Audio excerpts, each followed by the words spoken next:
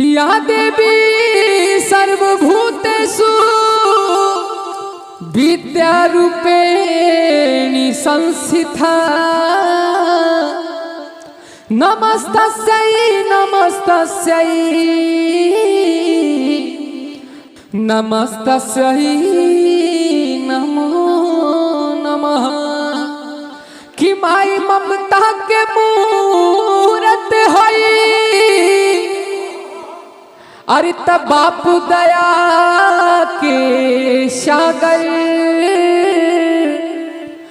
उहे खुश रही जीवन में अजय करी माई बाप के आदर तमाई बिना अरे बेटा अधूरा बा बिना माई बेटा अधूरा बा माई बिना न कुछ पूरा बा बिना माई के बेटा अधूरा बा बिना माई के बेटा अधूरा बा माई बिना न कुछ पूरा बा बिना माई के बेटा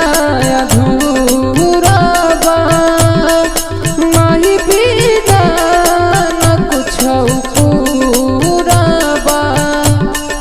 धन दौलत सब शोहरत धन दौलत सब शोहरत हकूड़ा बा बिना माई के बेटा अधूरा बा माई बिना न कुछ पूरा बा बिना माई के बेटा अधूरा बा माई बिना न कुछ पूरा बा।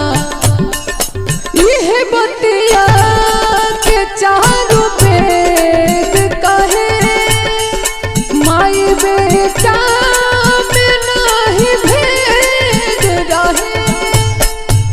यह बतिया के चारों वेद कहे माई बेटा में नहीं भेद रहे।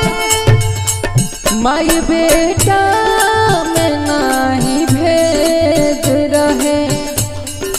इनके आंचल में बसल इनके आंचल में बसल काशी मधु